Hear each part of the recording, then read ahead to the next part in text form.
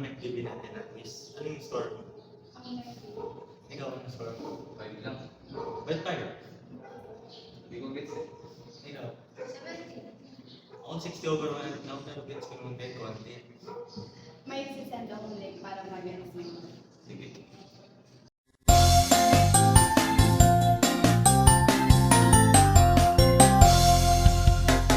Tropang Pochi, sali ka na kapochi. Ang iyong talento, nakita mo. Pwedeng sumayaw, umawit, tumula. Pwedeng humataw, umarte, lumikha.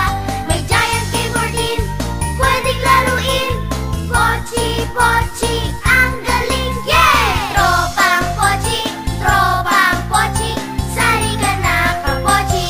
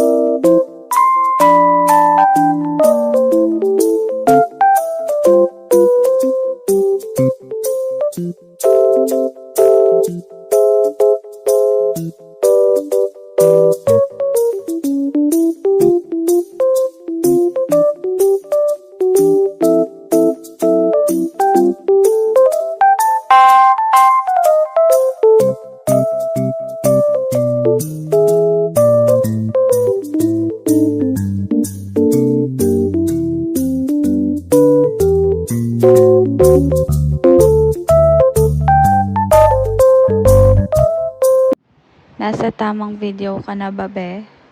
Nasa tamang video ka na. So, anong gagawin? Anong gagawin? Papanoorin mo to, te. Bumabagsak ba kayo sa MecDev? Nasa tamang video kayo, mga ate ko. Hoy, hindi ka magiging OA for today. So, ang agenda natin ngayon ay aalamin natin kung ano yung iba't ibang types of supports, loads, mag-solve ng reaction, mag-draw at mag-solve ng shear, at mag-sketch ng moment. So, our first agenda for today, be, is the types of support. So, we have roller support, hinge support, and the fixed support, be. So, we want to start by knowing the support and identify the reaction. Rollers only have a vertical loads wherein hinge have a horizontal and vertical load. Lastly, the fixed support wherein we have vertical load and the moment counterclockwise. In vertical loads, we have vertical upward, which positive, and negative for the downward. For the moment, we have clockwise positive and the counterclockwise, which is negative. Moving on, we have here the types of loads, which are concentrated load, uniformly distributed, and varying load. Here we have the concentrated load, which has a constant slope for shear force and linear for bending moment. The slope for uniformly distributed load in shear force is linear and parabolic for bending moment. Lastly, the slope for shear force in uniformly varying load is parabolic and cubic for bending moment. So this video help you to understand and give you techniques for the shear and moment diagram. Now, we already know the basics in solving shear and moment diagram. For sure, papasa ka na, be. At ayun na nga mga kupochi, nalaman na natin sa wakas ang concepts at terms ng ating shear moment diagram. So para mas pumasa tayo, mag-solve tayo ng isang example ng isang pin and roller support. At ayun na nga guys, so isolve na natin ang pin at roller support. So, ang first step sa pagsasolve nito is to draw the FBD, to draw the free body diagram, to solve for the reaction of RA and RB. So, kapag nagawa na natin yan, let's proceed to the next step. Ang next step ay to solve the reaction. So, to solve for the reactions of RA and RB, we need to moment. So, kung magmo-moment tayo sa A, makuha natin ang reaction sa B. And kung sa B, makuha natin ang reaction sa A. So, first, mag-moment muna tayo sa A. So, 400 times 10, para makuha ang load nito, times 5, ang distance niya, minus RB, kasi counterclockwise, times 10, ang distance niya, plus 1,000, dahil clockwise, tapos yung distance is 10 plus 4, equals 0. So, kapag kinalculate natin yan, ang RB natin ay 3,400. So, now, let's proceed to B. So, RA times 10, distance, minus 400, counterclockwise, times 10, load, times 5, plus, clockwise pa rin,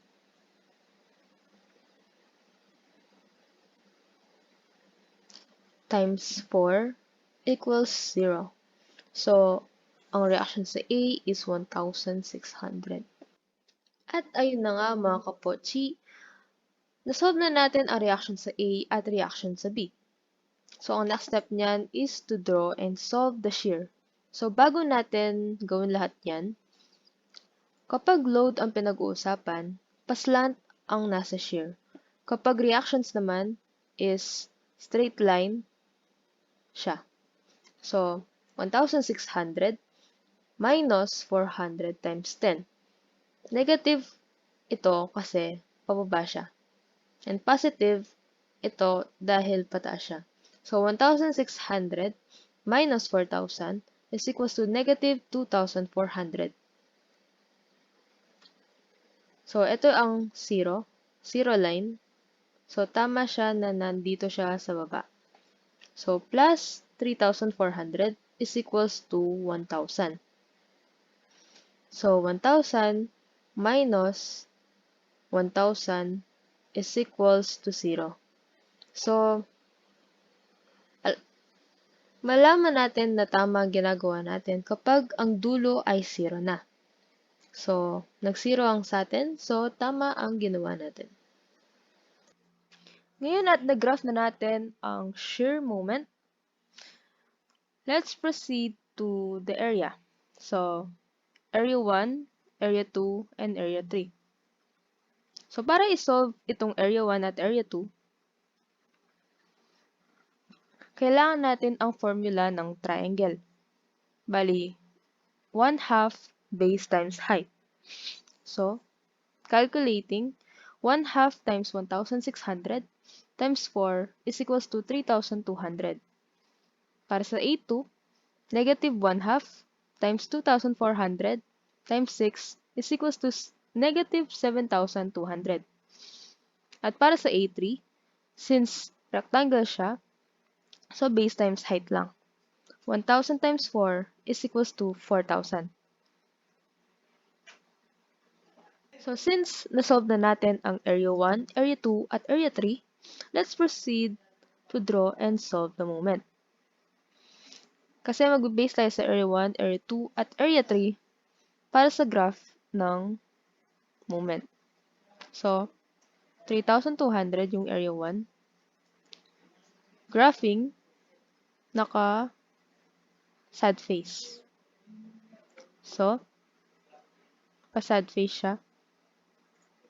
Then, area 2, negative 7,200. 3,200 minus negative 7,200. So, negative 4,000 pounds. So, yung last, area 3 is 4,000.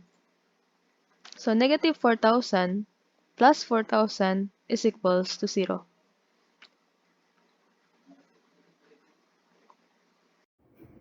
Hi mga be, so ito na nga. Ito na naman tayo sa MEC DB for the shear and moment by equation method. Pangalawang method na to. Na-discuss na to yung unang method na-discuss na ni Aliana. So ganito nga. Una-una, for segment AB, 0, 2, then yung yung position niya. Ganito lang to. Easy lang to easy lang. Ikakat mo yung segment AB kahit saan ka mag-cut okay lang. Tapos, yung reaction niyan, naka-solve na yan kanina dun sa area method. Unang mong gagawin dyan is yung vertical forces. Pag pataas, positive. Pag pababa, negative. Unang mong lalagay dyan is 1,600, negative 400x as negative shear AB is equal to 0. Tapos nun is equal to, shear AB is equal to 1,600, negative 400x. Saan ako yung x? Yung pagsosolve ng uniformly distributed load is force times yung length niya. Kasi madaming kasing arrow yan pababa o kaya pataas pwede naman. Pero sa example na to pababa lahat para matanggal yung yung parang units niya na feet. Kailangan mo i-times sa length. Wala tayong length kasi nga mag-cut tayo, di natin alam yung value. So ganito niyan. Kaya magiging siya 400x siya muna pansamantala. Tapos, next mong gagawin is moment AB is equal to 0. Pag clockwise, positive. Pag counterclockwise, negative. 1,600x minus 400x times 1/2x minus moment AB is equal to 0. Bakit nga ba may x dyan? Kasi, kung naalala niyo yung pagmo-moment is force times yung length niya. Yung length dito is x lang. Kaya 1,600x. Tapos, sinabi ko na sa kanina to, yung uniform distributed load, 400 times x. Kaya naging ganun siya. 1/2 kasi dapat yung madaming arrows yan, gagawin nyo ng isa. Pag gusto nyo maging isa yan, dapat 1/2. Tapos, minus moment AB. Yung sagot dyan is moment AB is equal to 1,600x minus 200x squared. Nakasimplify na yan kasi 400 over 2 is equal to 100. Next mong gagawin dyan is isa-substitute mo yung x to its respective value. Yung position dyan is 0 to 10. So, una mong isa-solve is x is equal to 0. So, yung shear AB is equal to 1,600 minus 400 times 0. 0 na yan. So, walang mag-ibang value yan. So, bali, 1,600 na agad yan. Yung shear AB. Yung moment AB is equal to 1,600 times 0 minus 200 times 0 raised to 2. Ang magiging sagot mo dyan is 0. Yung moment AB is equal to 0.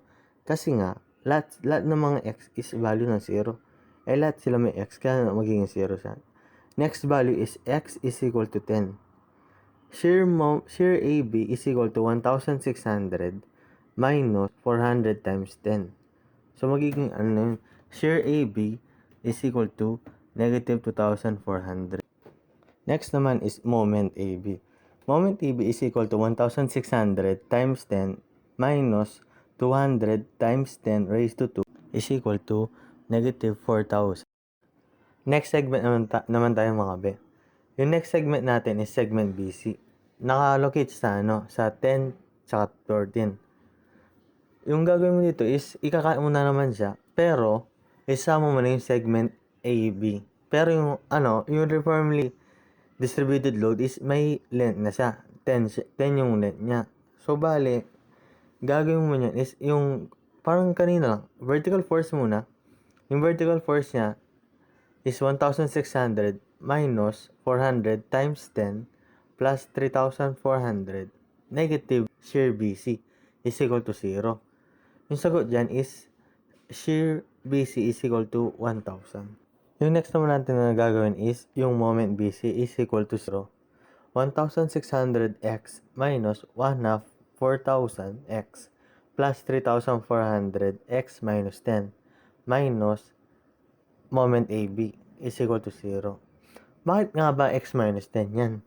X minus 10 yan kasi yung buong yan is x. Tapos yung pass niya is 10. Yung pass length is 10. Kaya naging x minus 10 siya. Magiging sagot nun is moment AB is equal to 1,600x minus 2,000x plus 3,400x minus 10.